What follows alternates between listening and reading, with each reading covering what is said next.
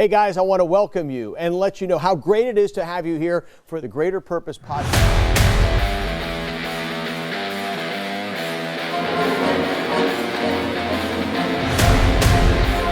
What's up? That's how they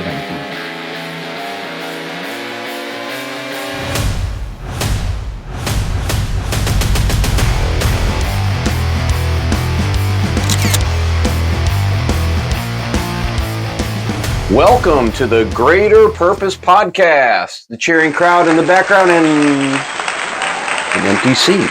Oh my goodness. If you watched the promo on Friday, then you know we have a mystery guest today, a special guest.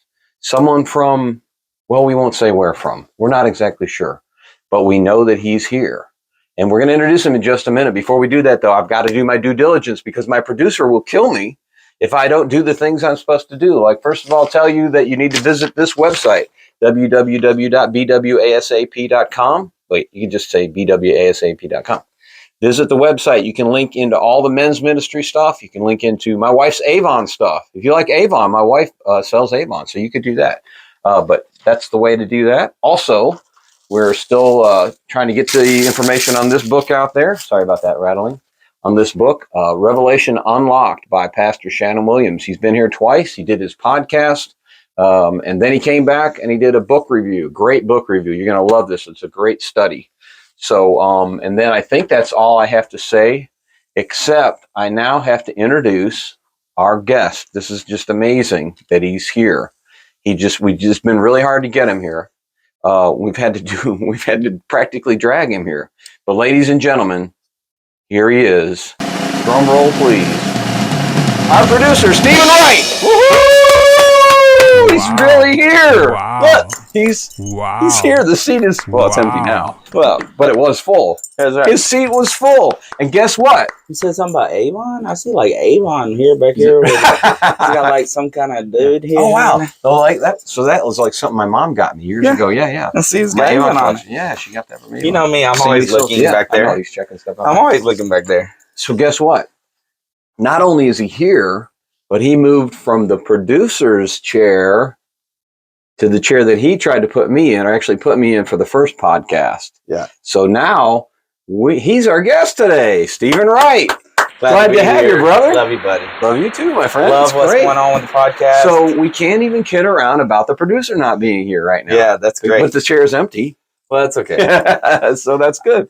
Stephen. I'll pretend I'm doing my job. Okay. All right, cool. So now we're going to find out just how much he really knows about the podcast that he produces. Yeah.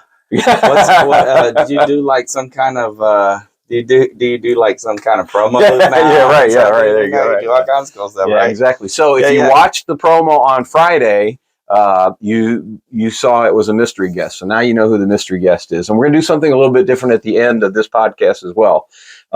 Since the podcast is generally about the person and the things that they're doing and their inspirations and all that, in their Christian life and their godly walk, we try not to do, we do a little bit of business stuff, a little bit of, political campaign promotion, but not a whole lot. We may mention that here and there. But at the end, since we didn't let him do a promo on Friday, we're going to let him promo a little bit of business stuff. So we'll change it up just so we can, hey, he's the producer. He can do whatever he wants, right?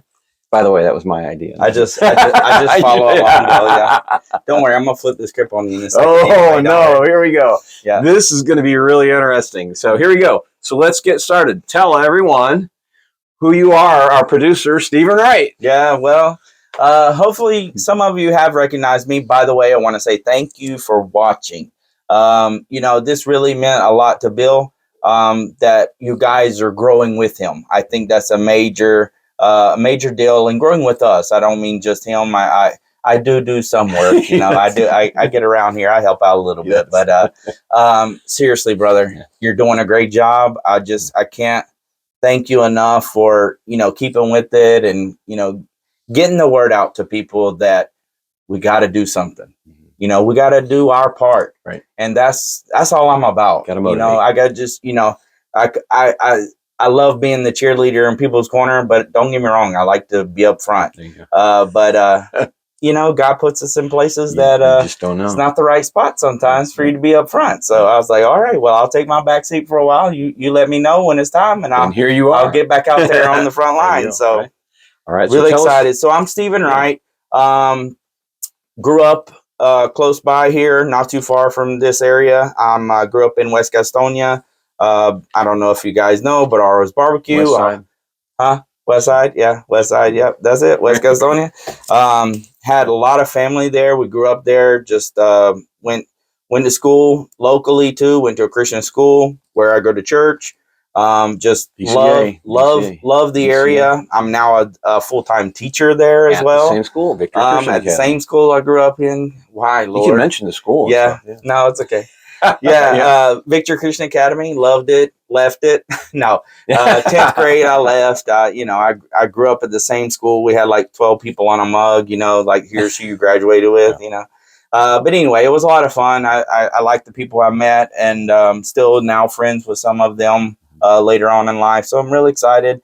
I do a lot of different types of things nowadays. I've been military. I retired from the military in 2016.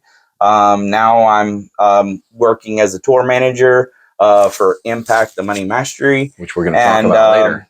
And then also I help out with Bill. He's and my producer. I do a little. I have another company. I have Wright Solutions also that handles a lot of other things. So I just kind of keep my just my hand in things. I try not to get overloaded in a bunch of stuff, but I want to really help other people get out there and really become the better purpose or greater purpose for themselves. There you go. Absolutely. And your family?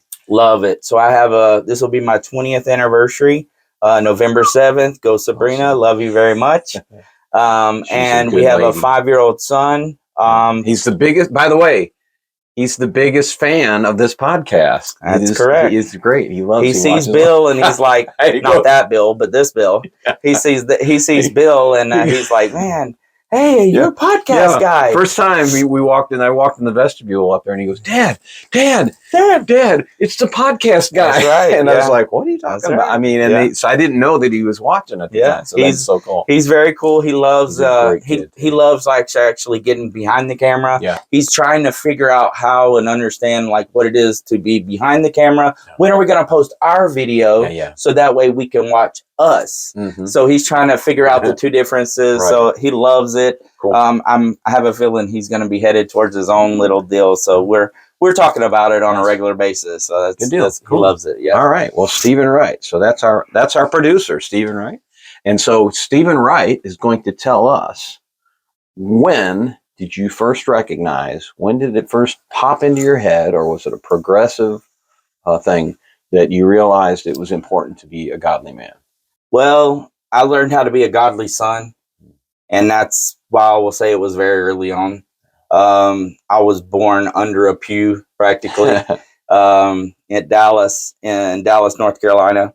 And I've really had it my whole life. Like my grandfather is one of the persons that I wanted to mention about today. His name was John Bryant.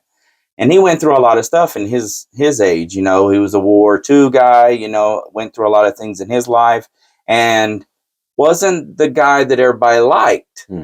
So, but then later on, he had to go. He was in a car accident, broke his neck, lost everything. Walked again. Yeah.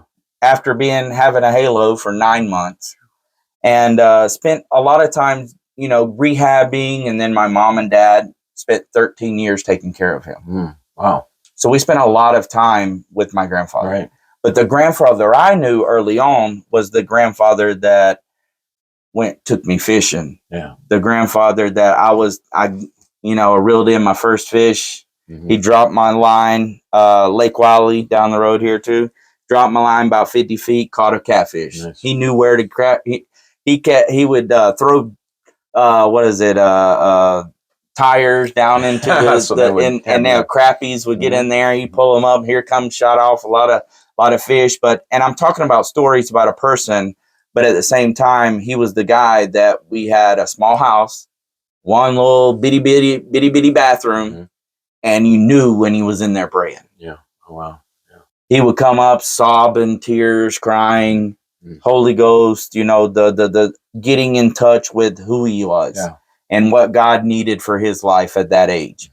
And, that was all before the wreck and all that. And so before I was 7 years old, and he had a huge a huge experience for me, teaching me what it was to learn how to become a child of God, and then learning how to what I can learn to become a man. Now, my dad, that would be where I would get that first instinct of what men do. My dad took care of Sunday school. My dad taught me Sunday school. He helped with the boys brigade at church. He also taught children's church. So he was always involved in different areas of where I was in my life. So he was always bringing me up in those kind of areas. He was always right there beside of me and showing me what to do, not telling me what to do, but showing me what to do. And that right there makes all the difference. Absolutely. You know, when you talk about it, that's one thing, but showing someone, you can't, there's no money. You know, it's the best. And you've got to kind of be able to do both. Some people can't necessarily do both, but you really have to learn how to do both, because if you're just talking it, it's hollow words. If you're just doing it, you need but to you're not backing it up, then I got it. That's cool. So it was great because we all lived together. My grandfather lived with us the whole time, you know, and there was good and bad in that situation. Again, like I told you, but the beginning part for me was great. I mean, we were riding in the back of his truck. I mean, seriously, this guy, he left me. I know this there's a Waffle House that doesn't exist anymore on 321 over there where the bridge was. The bridge. I don't know if you know, but anyway, so he left me there. I'm like 6 years old. He forgot his wallet. Wow. So he leaves me at the Waffle House. Oh boy. I guess it's collateral. I don't know. They knew he was coming back. Collateral, and anyway, so he left me there with the waitress. This was early 80s, you know. Left me with the waitress, went and did his thing, came back, because we only live like, 5 minutes away.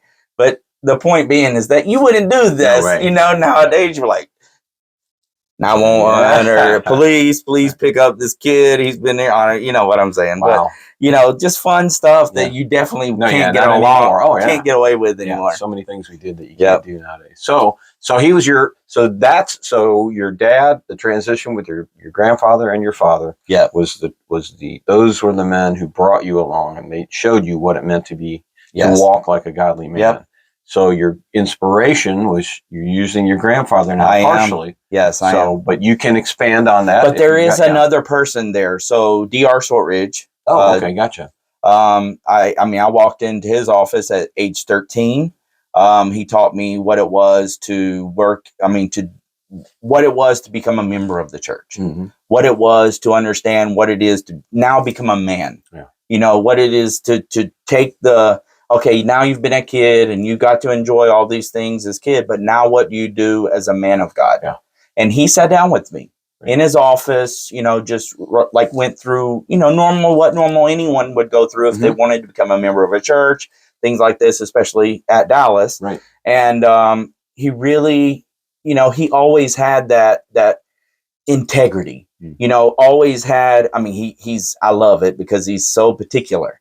Everything's down to the nitty gritty. Everything's clean, organized, neat. And I loved it.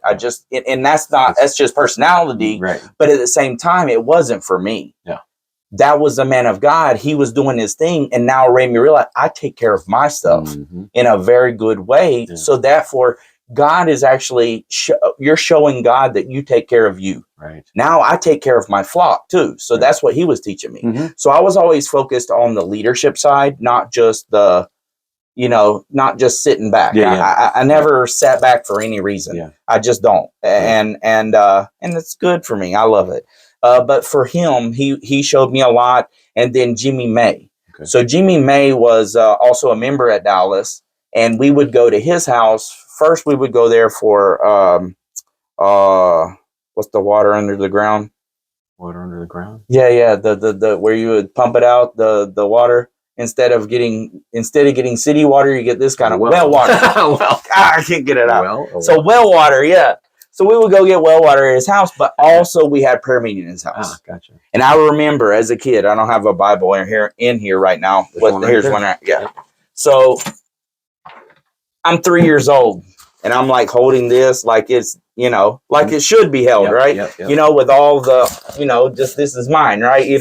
This is the word of God in my hand, right? I'm 3 years old. I'm like stepping up on stools. I'm like you're gonna go do this, and Jesus loves you, and all, and that was me. Nice. I was preacher boy. That's cool. And that's what I was. And at school, I was the same way. Like, I would pray for people. Like, there'd be tall people in our church, and I would like stand up on the chair in the church to try to reach them, because I'm like this little kid trying to pray with them and stuff, and it was just, there was always this openness for me. Now, I didn't want to get out of hand as a kid, which believe me, I got plenty of that, right? But at the same time, they let me grow. And they let me make mistakes.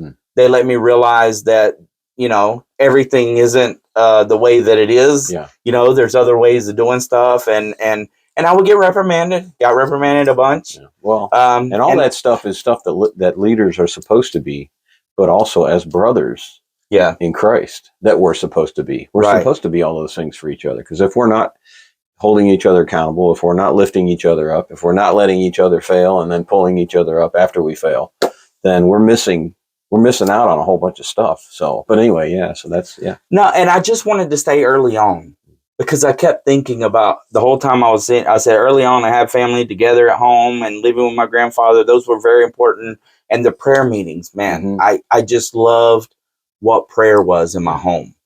You could feel it. You could feel love in the prayer. And then you understood that you're not just praying to pray. I remember early on too, we would pray before we went to church. And so we would have to be at church like 5:30 because church, or 6 o'clock because church started at 6:30. And we would go down into this room. It was, the lights were off, and you would just get down and you would just talk to God. And it was those things that really shaped me the most, was like getting in touch with myself, like just having a solid conversation with who God is. We don't, and especially now, so much noise, so much noise. So, I mean, every time you turn around, there's a phone or something, or an email vibrating or something, I'm saying there's always this extra, and we didn't have any of that still. None of that was, none of that was around yet. Oh yeah. The extra stuff. The extra stuff wasn't, the technology side wasn't around yet. So it was great to have that growing up. So I have that, but I also have the technology now. I have both, and I use it as a tool like it should be, but I still have that connection. Separation. And that's what I believed was when I was looking at what is greater purpose for me? What does that mean? It was that getting in touch with early on. Not saying I didn't make mistakes later, but at the same time, it was growing that, it was growing the relationship. Sure. Well, and that's important now, even now, guys. Continue to have that prayer time. You can't see it, but over here, he can see it, but you can't see it. But I have a prayer wall. Oh, you nice. Open the door, and there's a prayer wall there. Cool. I never seen that. Exactly. I've been in here a bunch. I've never seen that. So it's and that's what I don't do as much as I used to. My fault. So now here's my accountability to myself. But this is believe it or not, there's nobody in here. This is a great place for me to come and just unload, connect with God, let God show me some stuff, let me listen more than talk, that kind of thing, which we don't do a lot. A lot of times we just want to throw prayers up to him. Yeah, I let go of the genie a long time ago. Genie in the bottle, Yeah, and I stopped asking. Right. Before I would ever start to pray, I would say, God, thank you. Thank you for who you are. Pour it out. What you've done for me, yes, thank you. But what I need to give to you, like what can I put in? There you go. Like when I walk in, I tell this to everybody. When I walk in the door at the sanctuary at our church, it's game time. You go, we hear talking about sports, right? When you go, you put your ball cap on, you buy your hot dogs, your hamburger, whatever. You sit down, you scream, you yell, you do all your stuff. And then I'm like, we go to church and we're like, let me check my phone. Oh yeah, I got this thing I gotta do tomorrow, and I'm not putting us out. I'm just saying. Well, unfortunately, I'm on. Just so everybody knows, if you're at South, and you know this, I think I'm on the media team. So usually when I'm on my phone, I'm like taking pictures and stuff. And I'm not picking on him, okay? No, he's not. He's really not. I'm not. But it makes me think about me because I'm more laid back. But it fits me perfectly. Yeah. Because I'm able to experience the worship and capture it and then share it. But I understand what you're But saying. your game If you're time is sitting there- different than exactly. me. Yeah, That's exactly okay. Right. Because on Sunday morning, I'm doing the YouTube. Yep. I'm There you making go. sure all this stuff is up to date. I'm checking. I'm making sure we're getting our numbers and things like this. And don't get me wrong, that's what I'm saying. But there's another level with Stephen. Sure. There's just something there, and it might be from those early on. You know what I'm saying? It's that connection that I had early on, and people will tell you like I just there's something with me that stays with me that, and you'll hear it because when I tell you my something else about me sooner than later, I will give you another hint about that as well. Yeah. All right. So we're going to lead into maybe that. I don't know. Sounds good. How do you feel like you're most effective in touching other men's lives, helping godly men, boys become godly men, and men walk that godly path? What do you think? Well, now, the first thing that I do is I live my life first. So if you see what you see in me, you should know where I come from. Sure. Right. Hopefully you do. If you don't get that, then secondly, I didn't have money growing up. I wouldn't say didn't have, okay, but it wasn't on the level that I thought that we should be living, right? Exactly. So, and for me, that means a lot to me now, being able to move to that next level in my life. And when I take people along with what your purpose is, I'm not focused on money itself. I'm focused on what you are going to do for you and your life, and what the purpose is for your life to become what you want to be. Right. So when I think about touching other people's lives, it's about that. I want to know what you want. I want to ask you, hey man, you need new phones? Let me come over. Let's see what you got. That's why this podcast started. And I did not ask him if I wanted a podcast. I promise you. This is a great room. Wow, I love this room. It's great. You guys have heard the story before. And that's what he did. And dude, Bill, what are you doing with this room? Nothing. I mean, people come up here every once in a while. No, thanks. Camera, podcast, Willie. Come on. I mean, and that is what you do. Absolutely. And see, I could have told you that. And that's the mark. To say it. And that's the mark. That's what I see. I see what other people don't. Yep. And then I push them into what they should do. Influencing them. Absolutely. And not should. I don't like the word should. But what is your purpose? What's the value in you? Yeah. And that's what if there's anything I can share with people, is that we need to recognize the value within ourselves. Yeah. God gave us our own value. Sure.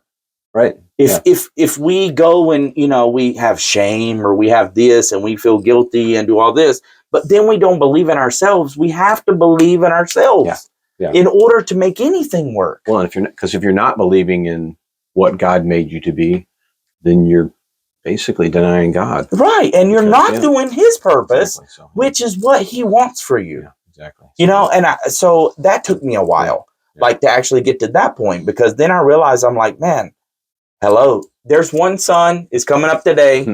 I got today. He talks about sparrows and birds, and, he takes care of them, but what can he do for you and all that good stuff, right?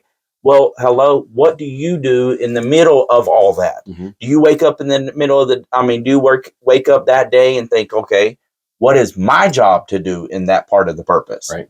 And that's where I've gotten to. And that's my thing. Yep. And that is because even like with the podcast, and we we joke around about stuff, and we throw stuff out there, and it was a 12-month process almost, but it started with his influence and his inspiration to push me into doing something that, honestly speaking, it never crossed my mind. It was not something that was on my radar. So that is, absolutely.